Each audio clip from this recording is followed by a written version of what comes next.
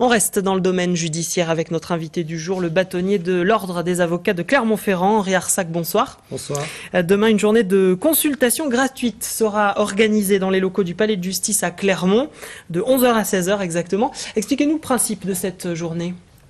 Écoutez, c'est assez simple. Pratiquement, ce sont des avocats qui sont sur place toute la journée dans les horaires que vous avez indiqués et qui sont là pour renseigner les personnes qui viennent à la recherche d'informations, que ce soit des particuliers, que ce soit des associations ou leurs représentants, que ce soit des entreprises, artisans, commerçants ou industriels qui viennent à la recherche d'informations.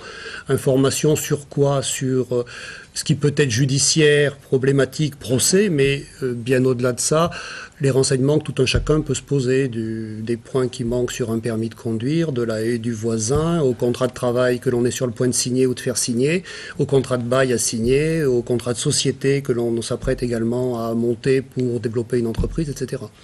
Comment ça se passe concrètement? N'importe qui vient au Palais de Justice demain, oui, sans s'inscrire, il arrive, comment ça marche? Entrée libre et gratuite, pas d'inscription préalable, pas de rendez-vous, donc les personnes viennent et sont accueillies. Il y a au minimum 3 avocats qui seront là en permanence pour accueillir. S'il y avait une foule qui dépasse nos espérances, à ce moment-là, des renforts sont prévus.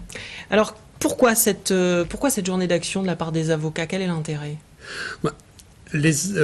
Il s'agit d'une profession qui communique de façon collective et donc parfois il faut faire savoir ce que l'on fait pour que les personnes ou les entreprises ou les associations aient cette information et puissent venir chercher les services qu'on peut leur fournir parce qu'il y a assez peu de publicité, il n'y a pas de démarchage dans notre profession et il y a une information qui circule assez peu finalement sur ce que fait un médecin, c'est un peu comme ce que fait un avocat, il y a peu de communication publicitaire.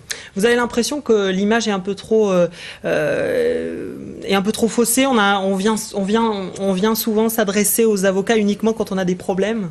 Alors, faussé peut-être pas, mais c'est l'image traditionnelle de l'avocat. J'ai un problème, je vais voir un avocat. Je n'ai pas de problème, je ne vais pas voir un avocat.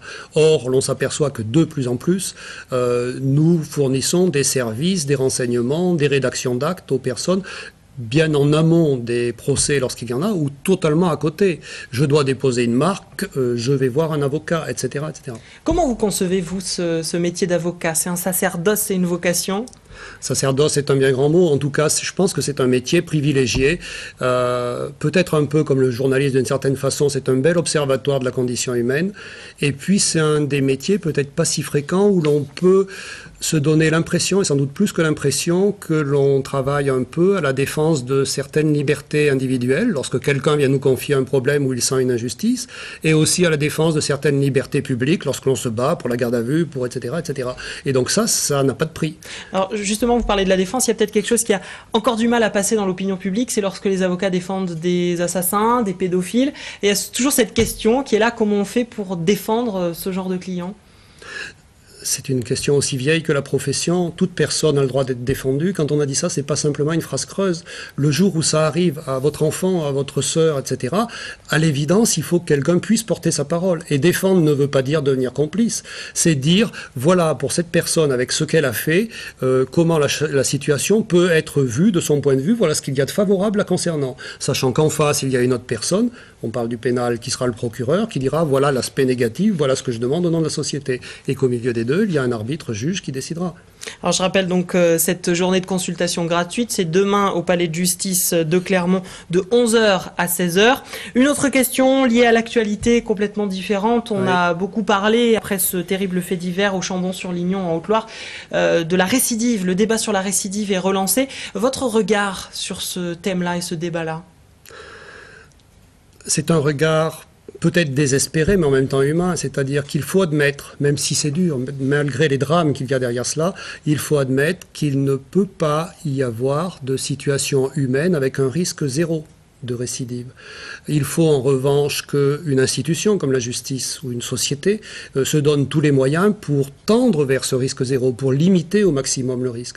On sait qu'actuellement, il y a, statistiques du ministère, un taux de récidive qui est, nous dit-on, de 2,5%. C'est inférieur à la réalité parce que récidive au sens strict légal, il faut regarder plus large, des réitérations, enfin bref, il y a peut-être 10%, disent les sociologues, de réitération de faits. C'est trop, ça veut dire 90% ne réitèrent pas. Et il faut partir de cette réalité-là. Comment réduire les taux de récidive? C'est tous les maillons de la chaîne pénale qui doivent être sans arrêt revissés et affinés. Et ce sont des moyens pour cela nécessaires. C'est le travail du juge d'application des peines que d'être très attentif à ces dossiers. Mais cela suppose qu'il n'ait pas des piles et des piles à traiter. C'est au service de protection judiciaire que de faire un travail sur mesure. Et plus la personne est problématique, plus il y a un travail important à fournir. C'est au médecin d'avoir un regard de plus en plus affûté. C'est lorsque l'on désigne un psychiatre, ne pas dire un psychiatre, mais un psychiatre spécialiste de la pédophilie ou des problèmes de violence sexuelle, ainsi de suite. Mais cela, c'est beaucoup d'énergie et c'est beaucoup d'argent. On a bien compris. Merci Henri Arsac d'être venu dans notre JT.